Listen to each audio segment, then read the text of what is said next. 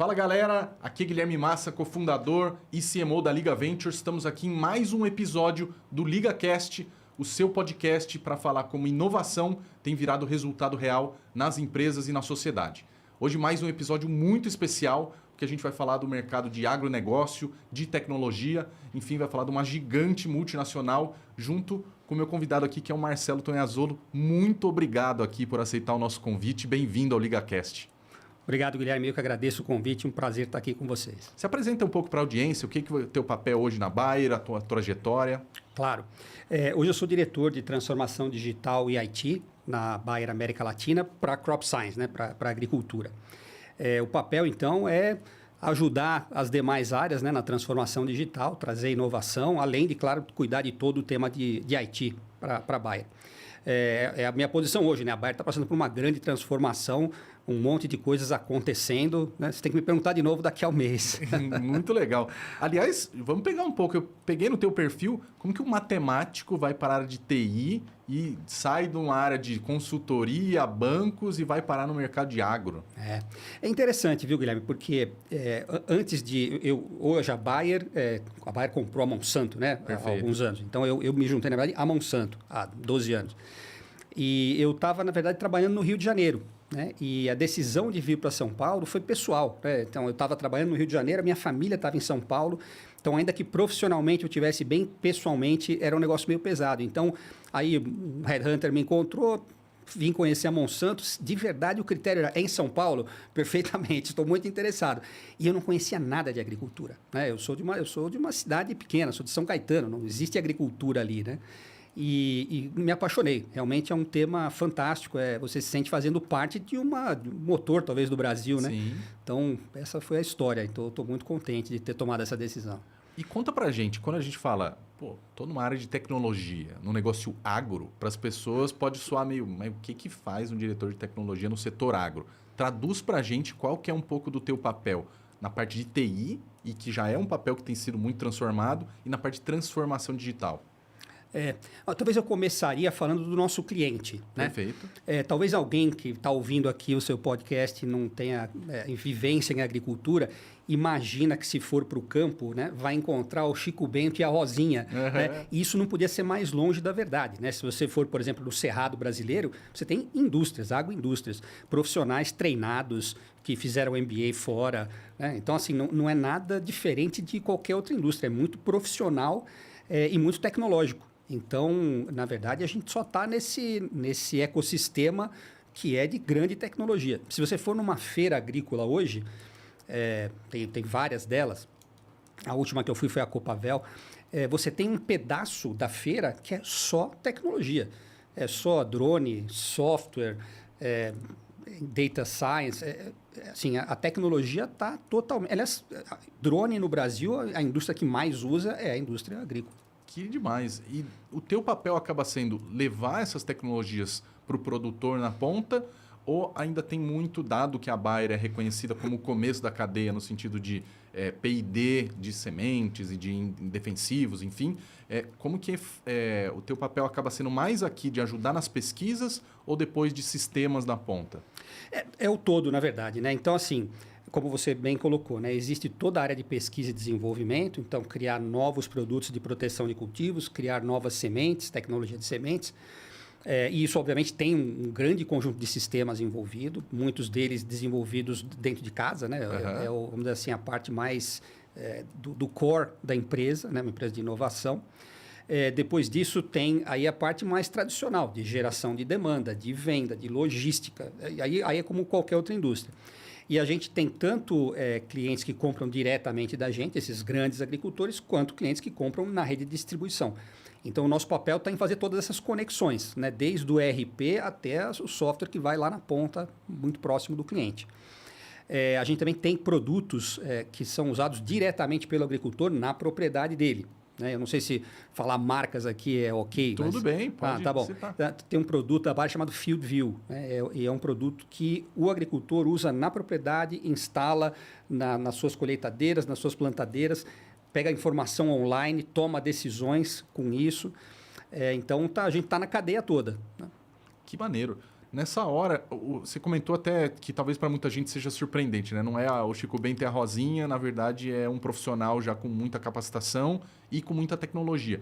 O que é a fronteira hoje? Vamos dizer, a gente fala de drone. Hoje já é uma realidade para boa parte do agronegócio, na tua visão? Ou ainda é uma coisa que está começando a entrar e entender que tipo de cultura que usa? Qual que é o limite hoje que a gente está de tecnologia no campo? Eu só repetiria uma frase aqui, eu vou falar que eu não sei qual é o autor, né, mas que diz o seguinte: o futuro já está presente, ele só não está igualmente distribuído. Isso vale para qualquer tecnologia. Né? Então, é assim. Então, talvez se você for, de novo, no Cerrado brasileiro, você vai ter o topo do topo da tecnologia.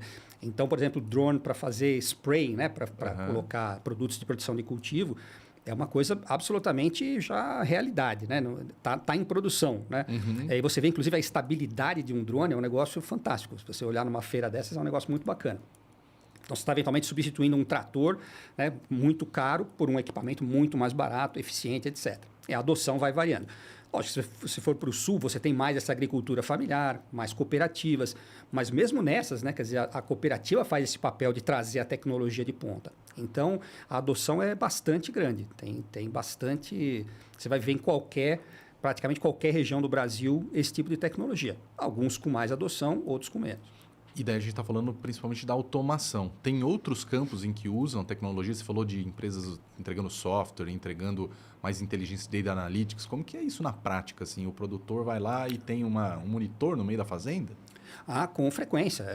Esse produto que eu mencionei para você, um dia a gente estava visitando um agricultor, né, e perguntando, bom, o que a gente poderia fazer de melhor para vocês? Ele falou, olha, está demorando 24 horas para os dados chegarem aqui para eu poder tomar minhas decisões. Então, não é nem que ele está pensando em adotar, ele está acelerando a gente para entregar os dados para ele mais rápido. Então, você tem exemplos, também numa reunião que a gente teve com a equipe da Bayer, mas que a gente trouxe alguns clientes para falar, e tinha uma agricultora jovem, né? E contando isso, né? Que ela já chegou a conversar com o tratorista e falava, você está dirigindo o trator rápido demais. E ele fica assim, mas o que é isso? É o Big Brother, né? Como é que ela sabe? Né? Então, assim, tá absolutamente em todo lugar. Né? Isso é um exemplo, claro. Mas aí essa pessoa fica exatamente onde? Dá um pouco desse visual. Eu estou lá na fazenda e imagino que vocês tenham propriedades que são gigantescas até propriedades menores que usam produtos da Bayer.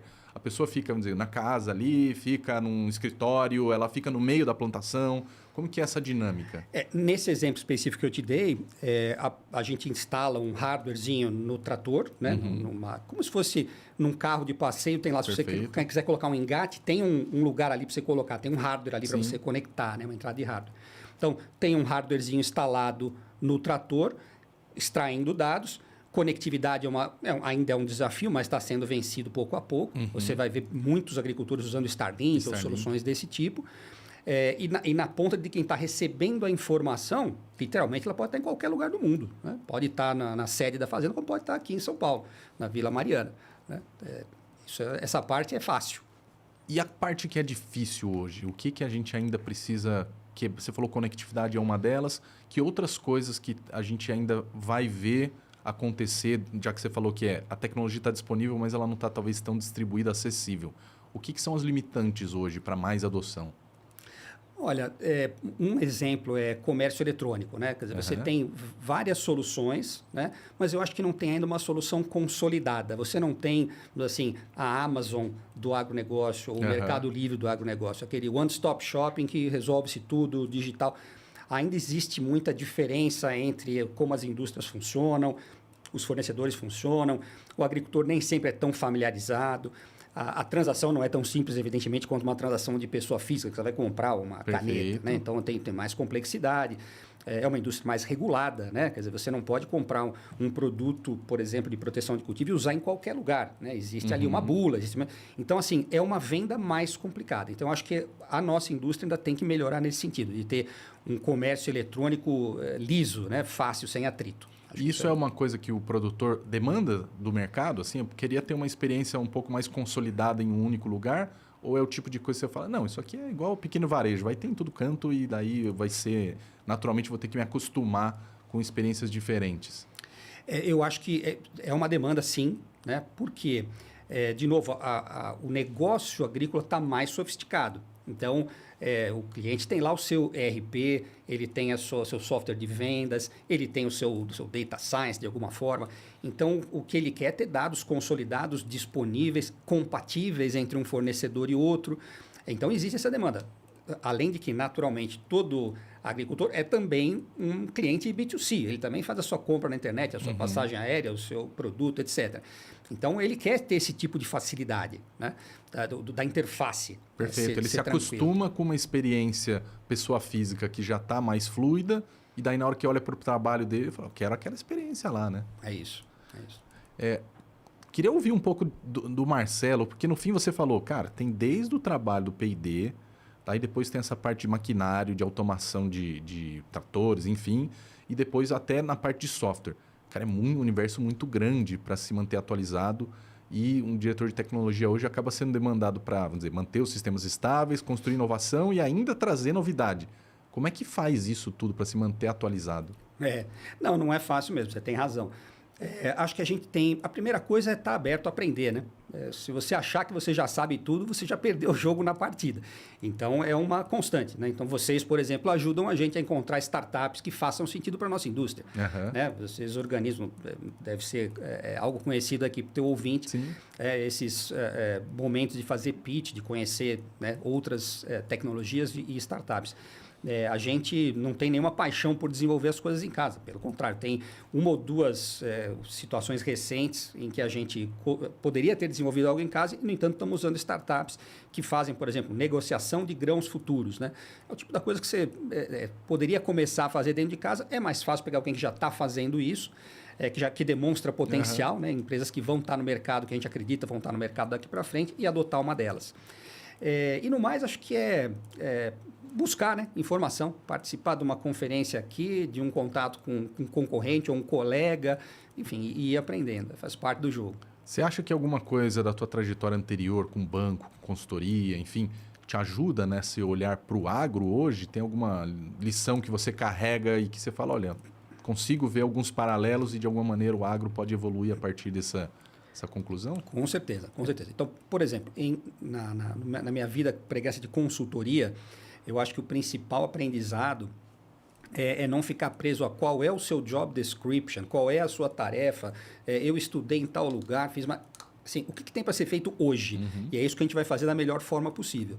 Então, acho que isso te dá flexibilidade, que acho que no mundo de hoje é essencial, né? Você fugir de hierarquias e sim se juntar a uma equipe. Nessa equipe vai ter gente da sua empresa e de outra empresa e de outra área e você tem que entregar um produto, né? um outcome. Acho que isso foi muito importante.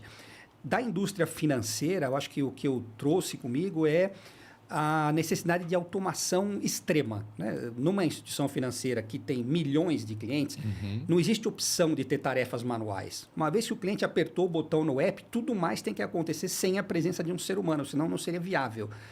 E a agricultura não nasceu assim, né? Tem um monte de tarefa manual. O que acontece num fluxo? Acontece uma coisa, depois uma pessoa faz algo e depois o fluxo segue. Isso não é escalável. Né? Então, acho que essa visão de automação, de fazer coisas zero touch, se a expressão faz sentido, sim.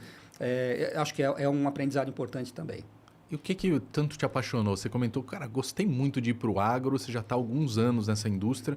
O que foi a coisa, ou ainda, né? A coisa que você fala, cara, isso aqui é o que mais me encanta de trabalhar nesse segmento. Quando eu cheguei, né, para fazer uma entrevista na Monsanto, né, há 12 anos, a gente ficava num prédio aqui no Centro Empresário das Nações Unidas e tinha um piso aqui, semelhante ao seu aqui, que era com umas peças assim, né? E tinha 4 delas que eram transparentes. Então, você olhava para o chão e tinha ali... Uma delas estava com milho, eu reconheci. A outra estava com algodão, sei o que é.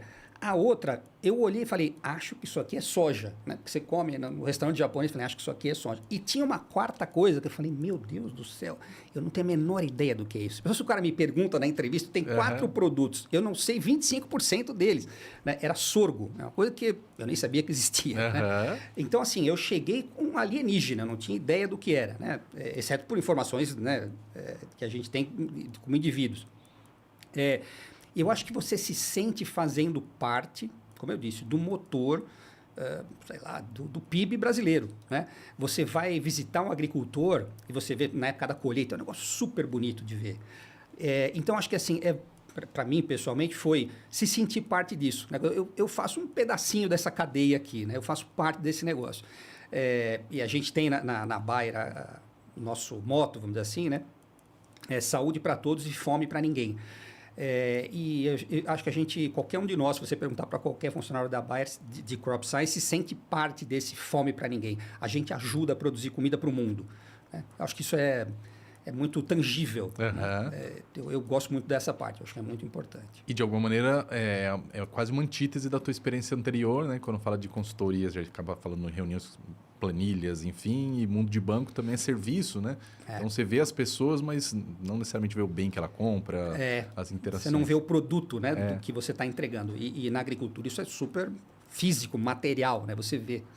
Além de fazer diferença realmente, quer dizer, a gente tenta trazer para o agricultor o que há de novidade de tecnologia, mas também de práticas, de boas práticas agrícolas. Você tem o grande agricultor que sabe muito bem, que tem vários agrônomos trabalhando para ele, mas tem o pequeno que, se ele comprar o produto certo, se ele manejar a lavoura da forma certa, é a diferença entre ser rentável ou não, né?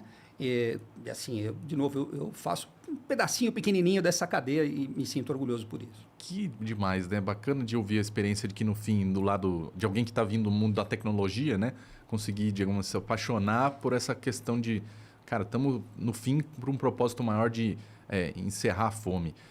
Já que o propósito é muito grande e a Bayer também é muito grande, você comentou 2 pontos que eu queria explorar mais aqui. Claro. Um deles tem a ver com como é essa articulação de uso de tecnologia na Bayer, já que você tem um chapéu América Latina, mas como é essa coordenação entre outros países? Existe um momento que você troca experiências, que vocês trocam desenvolvimento de tecnologia com outras regiões do mundo e como que o global acaba interferindo de alguma maneira, se é que interfere, nessa estratégia? Sem dúvida. A Bayer tem, assim, a lógica de TI é ter plataformas enterprise, né? Plataformas globais, e permitir alguma customização, alguma coisa que seja necessária, específica de um país ou de uma região. Porque isso faz sentido econômico. Né? Então, toda vez que você puder usar o mesmo backbone, que já está funcionando, que você está rachando a conta com todo mundo, isso faz sentido. Dando algum espaço para o last mile, né? Para você fazer alguma customização que é específica da Argentina, que é específica do Brasil ou de qualquer outro país. Então, a lógica é sempre essa. Tem coisas que são específicas de uma região e aí a gente trata como específica, né? Mas a lógica principal é isso, é pegar uma plataforma enterprise, o back-end está pronto e você mexer um pouco mais no front-end, naquilo que é específico da sua região ou do seu segmento de cliente. Mas isso acaba gerando algum tipo de limitação? Você pensa do ponto de vista de eu tenho que aguardar o global definir o que é esse backbone ou que é essa estrutura que é possível para vários países, para várias regiões, sendo que a América Latina é muito relevante para a produção agro no mundo, né? É verdade. Agora, então, você tem toda a razão. Então, assim, no começo a gente falou, né, sobre desde da pesquisa e desenvolvimento até a manufatura, até a área comercial. Na pesquisa e desenvolvimento, a gente controla tudo. Então, não tem especificidade, né? Milho é milho em qualquer lugar do mundo. Então, a gente consegue gerir quase tudo a partir do headquarter. Fácil. Na manufatura, logística, a gente também tem um razoável nível de controle. Quando chegar na logística, no operador logístico, na interface, na API, a gente acaba tendo que se adaptar um pouco. Tá bom. Na parte comercial, aí é um mundo um pouco mais selvagem, né? Então, aí você tem modelos de negócio diferentes, né? Mesmo entre nós aqui, México, Argentina, Brasil, tem diferenças de modelo de negócio. E aí não tem jeito. Aí você tem que fazer enfim, a última milha aí do seu sistema se adaptar ao mercado. Não dá para esperar muito, porque não é a gente que controla o ritmo, né? Claro. Então, tem diferentes níveis em que esse problema que você falou se manifesta. Mas acho que a gente consegue gerir isso relativamente bem. Consegue tentar fazer uma... A gente está usando alguns termos técnicos, mas tem uma headless architecture, tem uma arquitetura que trata do back-end, mas que ela permite que tanto você desenvolva uma página ou um app para o seu cliente, quanto se conectar num marketplace, por exemplo. Entendi. Então, a gente tenta fazer isso, claro, é uma jornada, né? Está todo mundo caminhando para esse sentido. puxar esse gancho antes de ir para outra pergunta que eu tinha pensado aqui, que era, você comentou agora dos marketplaces, né? O quanto que a cadeia agro ela já é bastante longa, né? Tem muitos atores. É o cara que faz a máquina, que faz o insumo, que faz vários tipos de insumo, que daí tem o distribuidor, enfim. Ela é muito longa. O quanto que essa lógica mais digital ajudou a mudar um pouco a regra do jogo, né? Recombinou atores ou que desintermediou alguma coisa. O que você vê de paralelos, né, da indústria B2C, digamos assim, como você citou a Amazon, enfim, outras referências de grandes players de alta escala para o mercado agro, né? Você falou, o que faltaria, digamos assim, para ter uma Amazon, um mercado livre do agro? Como você falou, a gente tem vários atores nessa cadeia, a distribuição sendo um deles, que é muito importante. E acho que é um mercado e um ecossistema que está se mexendo. Né? Então, tem alguém que está se propondo, uma startup que está se propondo a desintermediar alguma coisa em vários lugares. Então, ser esse one-stop shop, né? Ou ser... tem uma outra que se propõe a ser o Uber dos tratores. Né? Então, em vez do agricultor ter que ser proprietário de um trator que vale alguns milhões, ele ter o aluguel desse trator em algumas épocas do ano. É uma outra hipótese. Tem modelos na Argentina, por exemplo, de um provedor que diz o seguinte, eu faço tudo para você. Você me diz que semente você quer que eu plante, eu vou plantar, vou colocar o produto de produção de cultivo, vou colocar o fertilizante, se acontecer alguma ocorrência de uma praga, eu vou tratar. Né? Então, é como se fosse um produto... Né, Talhão as a service. Talhão as a service, excelente definição, exatamente isso. Então, assim, é esse modelo que vai vingar? Não sabemos, né? Então, as coisas estão se mexendo. Tá? Interessante. É uma indústria em constante evolução. A gente fez, daí engatando a outra pergunta que eu tinha pensado, a gente fez na Liga um mapeamento das AgTechs Brasil e deu um número muito próximo das fintechs, que é a principal categoria em volume, né, de startups. E foi muito impressionante falar, caramba, tem tudo isso aqui já no Brasil, inclusive de adoção até de inteligência artificial tinha um número relevante. Queria primeiro que você falasse um pouco mais sobre essa jornada de inovação aberta, de conexão com o ecossistema, o que de fato você percebe que já dá para trabalhar com startups e o que ainda precisa de mais co-desenvolvimento, que assim, olha, o empreendedor dificilmente vai fazer sozinho isso aqui. Existe uma área na Bayer que investe em startups, e eu não estou nessa área, não posso te falar muito sobre ela. A gente está mais na área de conhecer startups e eventualmente tornar-se cliente delas para que elas cresçam. Ótimo. Né? A gente foi cliente de uma startup não sei se era uma startup, mas a startup já estava mais ou menos avançada, né? E que a gente virou cliente, o fato de a gente ter virado cliente gerou volume, o fato de ser gerado volume fez com que eles acabassem sendo adquiridos por uma empresa de software. Então, agora eles fazem parte, né? Aquele produto faz parte agora de uma grande empresa. Existem outras startups que a gente, obviamente, começa a usar, de novo, gera ideias, gera co-desenvolvimento. Esse exemplo que eu falei do mercado compra de grãos futuros ou venda de grãos futuros, é a mesma coisa, né? Quer dizer, a gente ganha algo de ter uma startup, um produto que já está começado, assim como eles também têm um novo use case, né? Desenvolvem alguma coisa e estão mais prontos para vender para o próximo cliente. Então, acho que esse contato com esse mundo todo de startup facilita muito esse processo. Né? E você já tinha contato de antes ou foi meio uma novidade? Vou começar a emergir no mundo de startups a partir do agro e a partir desse chapéu mais latam? Eu acho que como já tem um tempo que eu estou nesse mundo agro, foi aí que eu comecei. Né? Quer dizer, quando eu estava na indústria financeira, fintech não existia. Né? O pelo menos estava bem começando a emergir. Né? Não existia nada do tamanho que existe hoje. E acho que o ganho é visível. Né? Assim, a indústria agro, como você tinha dito antes, né? Ela tem espaço para isso. Ela tem espaços vazios a serem ocupados. Ela tem coisas que acontecem com muito atrito. E aí é que a startup, a ferramenta digital entra né, com vantagens. Sei lá, interpretar imagens de satélite. Né? Quer dizer, hoje em dia, comprar imagens de satélite é uma coisa que qualquer um pode fazer. Interpretar, ter o software que interpreta e ajuda a tomar a decisão, não é tão trivial.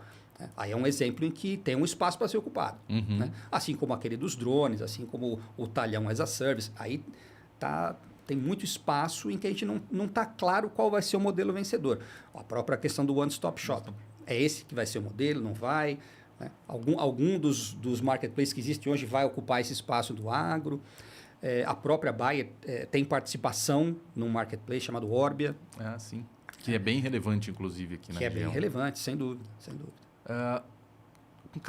Pegando esse gancho que você falou da questão de complexidade da cadeia e muita gente está se movendo para tentar reinterpretá-la, tem alguma característica específica? A América Latina, vamos dizer, demanda alguma coisa diferente no uso de tecnologia e para os empreendedores que puderem estar nos ouvindo aí, querendo empreender, ou de alguma maneira um pouco do que você falou, não, milho é milho em todos os lugares e dá para a gente pensar em cross-border de tecnologia, inclusive com startups? Eu voltaria no ponto, né, de que a indústria está se mexendo, tem muita coisa nova acontecendo. Então, por exemplo, antes de falar de IT, né, mas de tecnologia como um todo, a questão de biológicos. Né? Então, você tem a opção do químico, né? Então você tem alguma praga que você quer combater, e agora você tem uma opção do biológico, ou seja, algum inimigo natural daquela praga que você consegue desenvolver e usar sem ter que usar o químico. Que tem toda uma outra cadeia de problemas, né? Por exemplo, o shelf life. Quanto tempo esse tipo de organismo fica vivo numa prateleira? Um grande agricultor poderia querer produzir o seu próprio biológico. Falei errado, biológico. Ou biológico. Enfim, então tem novidades da própria tecnologia agrícola. Sim. Né? Tem diferenças de modelo de negócio. Então, o mercado norte-americano, por exemplo, ele funciona meio que na lógica do atacadista. Então, os vendedores de insumo vendem principalmente para um grande atacadista que vende para um varejista que vende para o cliente. Então, tem uma distância maior para o cliente. Aqui na América Latina, a gente tem uma característica mais de proximidade. Ainda que a gente não faça o fulfillment de todos os nossos clientes, a gente tem um pedaço que a gente faz o fulfillment completo, né, desde a geração de demanda até o fulfillment, mas tem um grande número de agricultores que a gente está lá na propriedade, demonstrando o produto, fazendo a geração de demanda e depois o fulfillment vai ser feito pela distribuição, mas a gente está muito mais próximo. Então, eu acho que no nosso mercado, essa proximidade com o cliente faz toda a diferença. É uma característica, né? Assim, talvez esteja voltando na questão do marketplace. Né? Será que o agricultor, de fato, vai querer fazer uma transação 100% virtual sem ter o contato, o fio de bigode? Pergunta a ser respondida. Né? A questão da credibilidade. Quando você vai visitar um agricultor, não é incomum, né, ele falar... Não, a Bayer, eu faço isso com a Bayer, mas também falar, o Guilherme me recomendou, o Guilherme no ano passado me falou que eu deveria testar esse produto e de fato deu certo, porque o Guilherme... Então, tem o rosto da Bayer para aquele agricultor. Né? Então, isso é uma característica, talvez seja latina, não sei se ela vai ser predominante ou não, mas é uma coisa da nossa região. Mas tem muito a ver com uma tendência que a gente, olhando para o mercado, digamos, mais B2C, né? Fala muito da digitalização, de agora você compra casa, carro, enfim, compra de tudo direto online e sem passar por uma pessoa. Mas, por outro lado, muitos segmentos têm falado da Customer Experience no sentido de eu ainda quero ter contato com o indivíduo para gerar confiança, para dividir o risco na hora de tomar a decisão. E está sendo legal de você fazer esse paralelo que, no fim, o agro está muito tecnológico, mas, por outro lado, ainda se espera esse contato mais humanizado. Nesse caso, o quanto isso interfere na atuação do teu time de IT? Seu time também tem que estar próximo ou ainda não, vai um gerente de conta, vai alguém que de fato puxa a demanda? Como muda a rotina para vocês que estão na tecnologia? Para aqueles clientes que têm esse produto digital na ponta, tem alguém que conhece bem esse produto na ponta. A adoção, ainda que seja uma ferramenta digital, a adoção... Pelo menos a experiência tem mostrado, requer uma pessoa ali junto, pelo menos até a pessoa passar pela curva de aprendizado. Né? Aquela empresa que é o agricultor passar pela curva de aprendizado. Mais para frente, né, outros elos da cadeia, a gente tem que dar ferramental. Então, realmente tem alguém ali da área comercial que é essa face, né, da empresa para o cliente e a gente tenta dar ferramentas para ele. Informação, até a gente está testando algumas coisas de inteligência artificial para tornar a interação do nosso vendedor ou do nosso representante mais produtiva, né? Com toda a informação que a gente tem sobre aquele agricultor, que às vezes é nosso cliente há anos, né? Assim como informação de produto, assim como informação comercial. Quanto mais a gente conseguir colocar isso na mão do nosso representante, mais rica vai ser a interação dele com o agricultor. Você já deu a deixa aí da gente falar de inteligência artificial, um assunto que eu tenho trazido inúmeros CIOs aqui e assunto meio recorrente. Dá para a gente a temperatura desse assunto no mercado agro? Quanto está se discutindo e que tipos de casos de uso que parecem mais vida real agora e o que ainda é meio futurismo? Eu acho que o caso de uso mais realista ainda é interno. Antes de expor alguma coisa para o cliente, e aí não é nem uma pessoa de TI falando, é pensando no legal, né? na coisa jurídica. Quando você tem uma pessoa falando com o seu cliente, aquela pessoa está treinada, ela tem o bom senso, ela não alucina. Né? Então você está seguro, tem ali alguém que interpreta as informações, mas sabe o que deve compartilhar, o que não deve, etc. Você colocar uma inteligência artificial no estado de maturidade de hoje talvez seja um risco muito grande, diretamente com o cliente. Agora, como ferramenta para o seu vendedor, para o seu pesquisador, aí é valiosíssimo. Mas se você perguntar, e a gente já tem um use case que já demonstrou retorno? Ainda não. A gente tem essa ferramenta que eu estava te mencionando, que já está implantada na América do Norte, e agora é o momento de testar. Né? Quer dizer, de fato, os nossos representantes ficaram mais produtivos, estão trazendo mais informação, estão vendendo mais em última instância, o cliente está ficando mais satisfeito. Beleza, mas a gente não está aí ainda. Né? Talvez daqui a 1 ou 2 safras fique claro se de fato isso funcionou. E na parte do R&D também, cara, eu acho que é um outro lugar que é um lugar que tem se falado muito, né? De como vai revolucionar a indústria, né? De criar novos defensivos, enfim, de pensar nas novas composições de moléculas. Exatamente. Ali eu acho que é algo que é uma ferramenta de aceleração. Né? R&D, no fundo, é uma aposta. Né? Você vai fazer algumas apostas, algumas não vão dar em nada, e se você achar um blockbuster, pronto. Aí valeu a pena esse R&D. Então, o pesquisador, o cientista, certamente se beneficia muito disso. E a gente tem já vários casos em que a gente está implantando a ferramenta. A questão já deu resultado? Ainda não.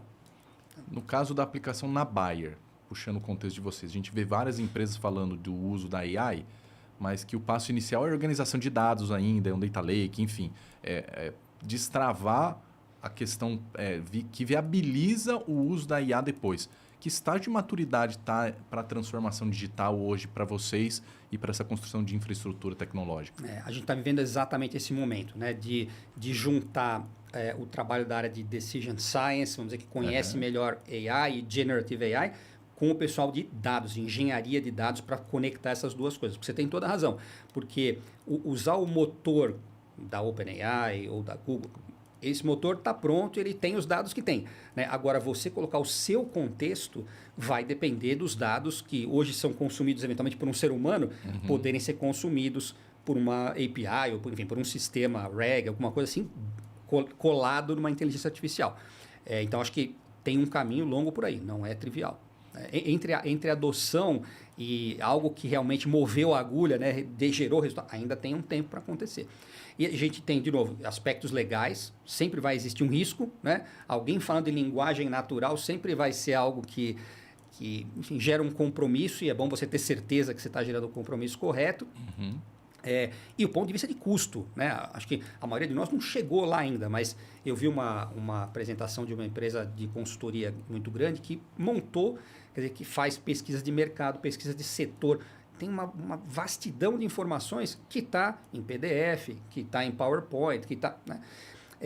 E fez uma primeira tentativa de fazer uma ferramenta que interagiria com o consultor instantaneamente. Então, todas as pesquisas, todos os telefonemas e os e-mails iam virar segundos. O consultor contou para a gente que a primeira versão, cada consulta custava $1,50. Ele falou assim, eu ia quebrar a empresa. A gente tem dezenas de milhares de consultores, a gente ia quebrar a empresa. Agora, depois de alguns meses, a consulta custa $0,01. Agora sim, agora virou uma ferramenta que acelera sem destruir o valor da empresa. E que acho que é um dos desafios das áreas de TI, acaba sendo esse olhar de escala, né? Que é assim, primeiro funciona, né? O use case está atendido, mas é um momento certo de adoção. Você falou isso lá atrás para cloud, você falou para outras tecnologias. Isso ainda é uma realidade para o agro? Como que vocês estão olhando para a adoção da tecnologia do ponto de vista de custo para o agricultor na ponta? Porque a princípio parece que, é lógico que dá para ganhar mais eficiência, mas como fazer essa conta na ponta lá com o produtor que, sei lá, até outro dia podia nem pensar em conectividade, podia não pensar em internet das coisas, enfim. Não, mesmo uma coisa, cara, eu me lembrei disso outro dia. A gente estava nos Estados Unidos, é muito mais importante o B2B, né? Como eu te falei, a história dos dos atacadistas. Né? Se você quiser. E eles estavam falando um pouco de transações, de criar os protocolos para eles trocarem informação e tal. E eu me lembrei de um negócio que se chamava EDI. Acho que era Electronic Data Interchange, sei lá o que existia, sei lá, na década de 90, né? Em outras indústrias, né? Na manufatura naquela época. Então, assim, tem muita coisa para a gente fazer no agro. Né? Porque você ter um EDI, né? Depois, quem estiver ouvindo, entra lá no Google, procura o que é. Né? Mas, assim, é estabelecer um protocolo. Né? Qual é o código de produto, em que unidade as coisas são expressas, em que moeda, em que unidade de peso. Tem que estabelecer isso, quer dizer, a nossa indústria não tem tudo isso. Né? Então, tem um monte de coisa básica para ser feita para depois a gente avançar mais. Né? Então, tem obstáculos, mas é um caminho sem volta, isso eu não tenho dúvida. Queria voltar um pouco na questão de status da transformação digital hoje na Bayer. Tem uma questão tecnológica e tem uma questão de cultura, de letramento para o pessoal. Me dá um pouco desse parecer de como que esse assunto está avançando hoje. Eu acho que desde que o assunto nasceu na Bayer, ele foi... Assim, né, você talvez tenha caminhos diferentes que as empresas seguem, né? Tem empresas que têm, assim, uma área de transformação digital e aquela área personifica o que é a transformação digital naquela empresa. Tem algumas empresas até que fazem isso fora de casa, né? Tem a gente, tem o nosso business principal e tem essa outra coisa aqui, eles vão avançar e depois a gente vai trazer eles para dentro de casa. E a Bayer fez o caminho, talvez no outro extremo, que é todo mundo é responsável pela transformação digital. Então, a minha área tem esse título, mas na prática todo mundo tem essa obrigação, todo mundo tem essa missão. Né? Então, quais os prós e contras dessa escolha? Olha, eu acho que você pode sentir um contra no sentido assim, poxa vida, todo mundo é responsável, né? Então, qual é a minha missão, qual é o meu quinhão nesse negócio? Mas eu acho que a vantagem dessa abordagem é que todo mundo se sente com o direito de automatizar a sua área, de criar, de trazer uma inovação para a sua área. Então, você pode estar na área de finanças. Quem é a melhor pessoa para enxergar uma oportunidade? Falar, poxa, nessa outra indústria que eu conheço, existe esse tipo de transformação digital que muda o jogo. Eu vou trazer, eu vou carregar a bandeira. Vou falar com alguém lá, né, da área do Marcelo, mas eu estou carregando essa bandeira. Então, acho que tem essa vantagem. Deixa de ser tem alguém ali, né, os caras moderninhos em algum lugar que estão inventando. Não, é todo mundo. Né, todo mundo. Então, eu acho que essa abordagem é boa. Ela talvez a abordagem mais focada, mais centrada, eu fiz um pouco de pesquisa com colegas, né? Ela tende a ter uma velocidade maior, porque ela personifica. Então, aquela pessoa, ele ou ela, é o dono desse negócio. Aquele grupo é o grupo que tem o investimento, que tem a atenção do CEO. Essa turma vai conseguir avançar rápido. Acho que eu não vivi essa situação, né? Mas imagino que ela seja mais rápida, ela avança mais rápido. A nossa talvez nem tanto, mas ela é mais pervasive, sei lá, ela é mais uniforme, perpassa todo mundo e de alguma maneira você vai ter menos tempo para chegar em cada indivíduo. Talvez a evolução que cada um consiga ela não seja super saltos.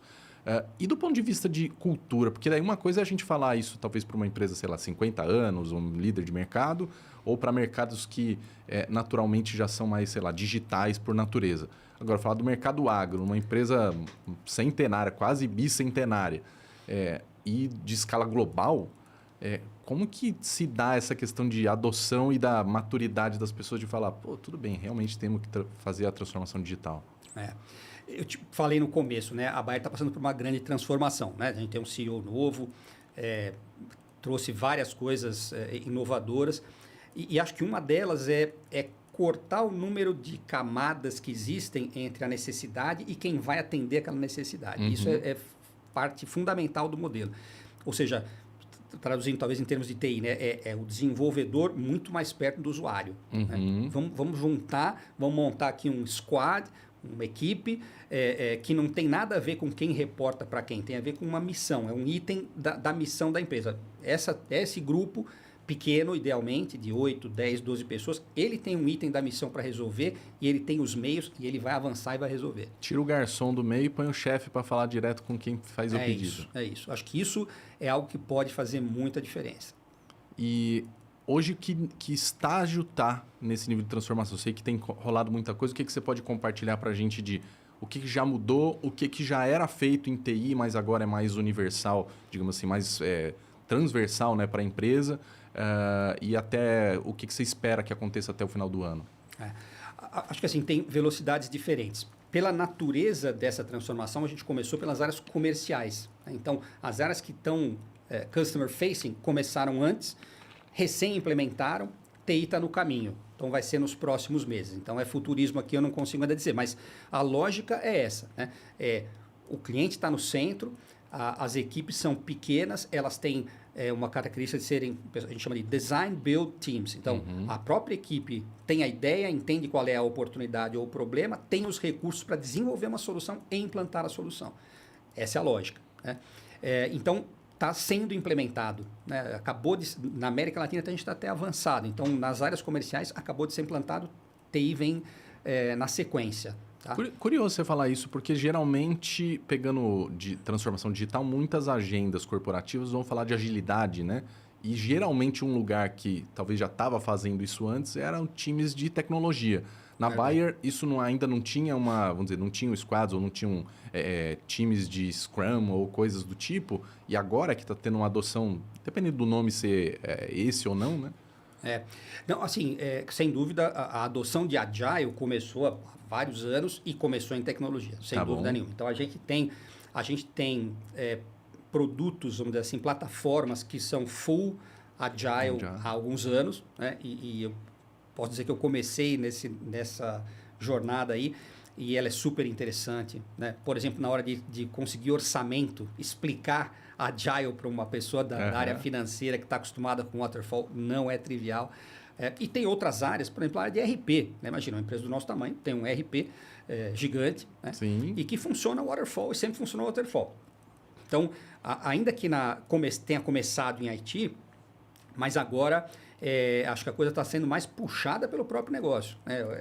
É uma novidade, mas é uma novidade muito bem-vinda. Né? Numa empresa muito grande, você imagina que a liberdade de ação de quem está na ponta, se você não tomar cuidado, né, a pessoa, em vez de estar falando de sementes, de produção de cultura, está falando sobre a aprovação, que botão aperta, para onde sobe na hierarquia, brigando contra a burocracia. Então, a lógica é eliminar esse adversário que é a burocracia excessiva. Né? Isso, dentro da TI, refletindo para o resto do time, como que você analisa? Porque, naturalmente, para muita empresa do porte da Bayer, o time de TI acaba virando meio um alvo na empresa, né? Não tenho mais horas com o time de TI, a fila é gigantesca, a gente está tratando sistemas muito legados. O quanto aproximar vocês já do cliente na ponta tem sido mais um respiro ou tem sido ainda um desconforto para a equipe interna? Assim, como eu te disse, né? A gente está um pouquinho atrás da nossa área de negócio, então, de novo, daqui a alguns meses essa resposta vai estar muito mais concreta. Né? Mas eu acho, pelo menos com todas as pessoas que eu tenho falado, né? A gente está nesse letramento e imaginando opções de como a gente vai adotar. Mas todo mundo que está numa situação regional, né, vê isso com bons olhos. Ou seja, em vez de ter uma demanda e começar a percorrer o labirinto burocrático, ter mais poder de implementar. Né? Tem uma solução, vou implementar. O que não quer dizer fugir das plataformas enterprise. Pelo contrário, elas são as eficientes. Né? Isso, é ali que está a nossa eficiência. É a vantagem de ser uma empresa grande. Mas tentar combater a desvantagem, né? Que é esse labirinto burocrático. É ter, pelo menos, clareza de onde estão uma palavra que a gente usa, guardrails. Né? Entender quais são os seus guardrails, seus limites. Mas dentro deles você ter liberdade para avançar. Então, ainda é uma teoria, né? Mas eu tenho a impressão que com grande potencial de sucesso. Acho que as pessoas vão ter mais essa sensação de levar as coisas de fim a fim, né? de ter ouvido qual é o problema até implementar a solução do problema. Que legal de escutar isso. De alguma maneira, perceber que tem um espírito mais de bora fazer, né? Bora descobrir de fato uma forma nova e menos de replicação de projetos globais, que geralmente o ambiente corporativo exige. TI é um lugar que isso também não tem muito como escapar em certos momentos, como você falou do RP, enfim, né? TI é a área que muitas vezes tem que mostrar as restrições. Perfeito. Dizer, a pessoa tem ideias, né, unconstrained, e a gente tem que falar, não, tem constraints. É assim. E, inclusive, para construir os guardrails que você estava falando, né? Com toda certeza, com toda certeza. Queria que você ajudasse a gente. Tem um momento aqui no podcast que é o momento Deu Liga, em que os parceiros falem de algum projeto que a gente fez junto ou de algum projeto que você tem muito orgulho. Fala, cara, isso aqui é uma marca que eu trouxe na minha trajetória dentro da Monsanto, ou na tua trajetória como um todo. Alguma coisa na Bayer mais recentemente, você fala, cara, isso aqui é a minha cara, é a marca que eu quis deixar na empresa? A gente tem esse sistema que eu mencionei, né? Ele é um sistema que, vamos dizer assim, ele visa controlar o uso de uma tecnologia de soja, né? Porque existem muitos intervenientes, então tem a Bayer, tem multiplicadores, tem distribuidores, tem agricultores. E a gente tem que garantir que a tecnologia que a gente, enfim, seja remunerada apropriadamente, alguma coisa assim. E era um produto, sei lá, complexo, instável, né? Waterfall. E a gente começou essa jornada de fazer ele agile, tem uns anos, e todos os tipos de desafios, né? Tecnológicos, né? A gente começou in-house, depois foi para a nuvem, então quais tecnologias de nuvem, que tipo de, enfim, elementos de arquitetura, né? De segurança de dados, de permanência de dados, tudo isso, mais a gente misturar, né? A nossa equipe com as equipes de usuários que são de mais de uma área, como fazer as pessoas se organizarem em squads, Scrum que a gente usa, como aprovar orçamento. Esse você vê que marcou, né, cara? Não é fácil. Né? Quando você não conhece bem o que você está comprando, o que você quer dizer, então me diz o seguinte, quanto custa, qual é o produto, que dia acaba. Aí eu não preciso me preocupar. E a Agile não é isso. Né? Quer dizer, o usuário essencialmente não é isso. Não né? é isso. Né? Então, aí foi uma jornada bem longa e hoje eu vejo esses usuários elogiando a gente com frequência. Reclamando também, né? É normal. Mas elogiando a gente com frequência. Virou uma coisa, assim, você, numa reunião que a gente tem um comitê mensal, você não consegue dizer quem é TI, quem é marketing, está todo mundo ali decidindo junto. Agora a gente vai colocar mais dinheiro aqui, a gente vai colocar mais energia colar. E funciona muito bem. Acho que o pessoal se sente muito satisfeito nessa equipe aí, nesse produto. Transformação, então, de ambiente ligado a esse produto específico, mas muito mais da organização toda que exigiu.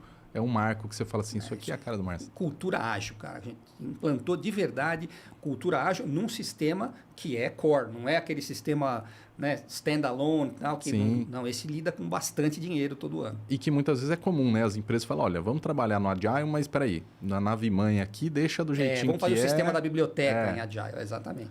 Não é o caso, é um sistema, tá no nosso core. A gente que está chegando aqui na reta final, queria que você comentasse um último ponto sobre agricultura regenerativa, porque eu sei que é uma agenda importante para a Bayer. Como que isso toca a TI e todo esse movimento de transformação digital que você falou agora? Tá. Como você falou, talvez para uniformizar conhecimento, né? Talvez a agricultura em décadas passadas, ela tinha o objetivo de alimentar as pessoas, né? de tornar-se mais produtiva, mas talvez o efeito que ela tinha no solo, na natureza de uma forma geral, era negligenciado. Agora, há algumas décadas, talvez há 20 anos, a gente pensava mais em fazer a manutenção, não vamos estragar nada. E agora o nome do jogo é agricultura regenerativa. Pensando no agricultor, é falar de uma safra para outra, eu vou capturar mais carbono. Não é eu não vou liberar gás de efeito estufa. Não, ao contrário, eu vou sequestrar carbono. Né? Então, isso, aliás, é uma coisa super interessante. Como você... Obviamente, a agricultora é uma pessoa de negócio, ela está ali para ganhar dinheiro, para sustentar a sua família, etc. Mas eles se importam muito com a questão da imagem que eles têm, que a sociedade tem deles. Eles se importam muito de deixar... É muito comum deixar para os filhos, né? Seguir na família a propriedade, de deixar alguma coisa melhor, deixar um mundo melhor do que eles encontraram. Não existe esse, talvez, egoísmo que pareça, né? O cara quer só ganhar dinheiro. Não, os homens e mulheres do campo querem mesmo deixar um mundo melhor. Então, eles se preocupam com isso. E essa questão da agricultura regenerativa, que ao praticar a sua atividade de agricultura, tornar o mundo melhor, sequestrar carbono, diminuir, né, com os gases de efeito estufa. Então, isso tem uma adesão incrível dos agricultores. Não é alguma coisa que está sendo forçada para eles. Não é É uma agenda que uma foi imposição, imposta. não é, né? Então, a primeira coisa é isso. E segundo, qual é o nosso papel? É assim, tem algumas coisas que estão acontecendo no Brasil, na Argentina, que assim, em algum momento teremos um mercado de crédito de carbono. É uma crença, né? Em alguma, talvez não esteja agora, não seja um mercado, não seja líquido, teremos. Como é que esse negócio vai funcionar, né? Se você pensa na empresa que quer comprar créditos de carbono, é fácil, né? A empresa aérea, ela faz lá uma conta, quanto que ela emite. Bom, é isso que eu precisaria comprar esse tanto de créditos de carbono para ficar neutra. E do lado do agricultor, ele tem que demonstrar, né? Então, olha, eu tinha tanto de carbono no solo na safra passada, agora tem esse tanto. Como é que você faz isso, né? Isso é uma coisa muito complicada. Então, a Bayer está, acho que, na frente nesse negócio, ou pelo menos é um ator importante, no sentido de colocar a academia, as empresas, os agricultores, montar uma calculadora de carbono confiável. Né? Então, você imagina aquele cliente que tem o nosso produto, poderia ser outro, mas o produto Field View, conseguir demonstrar de forma inequívoca que aquela empresa, aquele agricultor, aquela agricultora, de fato sequestrou X toneladas de carbono de um ano para o outro. E aí isso vai virar, em algum momento, a geração de um crédito de carbono que ele vai poder vender no mercado. Então, é fazer o bem para todos nós e, quem sabe, ganhar um pouco de dinheiro com isso, né? Que legal, achei bonita essa imagem, de alguma maneira dialoga muito com o que você falou da missão da companhia, né, de fome zero e de alguma maneira ter um propósito muito maior do que falar agronegócio só de um lado financista, que obviamente, né, começamos o papo até falando disso, estamos falando de uma indústria que movimenta o PIB, que realmente é muito relevante economicamente para o país. Marcelo, quero te agradecer aqui pela presença no LigaCast. Queria que você deixasse aqui para o pessoal no Se Liga, né? Como que eu acompanho o Marcelo, que coisas que estão aí no roadmap da Bayer para o pessoal acompanhar nos próximos meses. Bom, eu estou aí nas redes sociais, fiquem à vontade aí em acompanhar. Eu acho que nos próximos meses a gente tem de novo essa implantação dessa nova forma de trabalho. A gente tem pessoas mudando de lugar, então oportunidades surgindo. E acho que na Bayer, talvez um assunto a ser acompanhado é de agricultura regenerativa, sequestro de carbono. Esse vai ser um tema cada vez mais relevante na América, acho que no mundo, né? Mas na América Latina. Aqui, Brasil e Argentina, eu acho que tem coisas bem de ponta para serem acompanhadas. Super obrigado. Pessoal, muito bom a gente vir falar de um mercado que tem sido tão relevante nos últimos anos para o desenvolvimento de startups e de inovação, e começar falando de uma parte mais de negócio e terminando falando da agenda ESG, realmente como uma questão bem prática, né? Como colocou bem o Marcelo. Não ficar aquela coisa que parece que é uma agenda só em paralelo, que se der certo. Não, mostrar que os próprios agricultores têm essa preocupação de deixar um legado, dado que é um negócio de família, uma coisa muito de pensar realmente em um futuro melhor. Achei fantástico o episódio. Quero convidar vocês a acompanhar os próximos episódios. A gente já está chegando no final dessa primeira temporada de 2024, trazendo CIOs e executivos de vários tipos de indústria. Acompanhe aqui no canal no YouTube e também no Spotify se você perdeu algum episódio. E fiquem ligados nos próximos, que ainda vai ter mais episódios, inclusive gente da Bayer vindo falar sobre essa transformação digital. Um grande abraço para vocês. Fiquem ligados.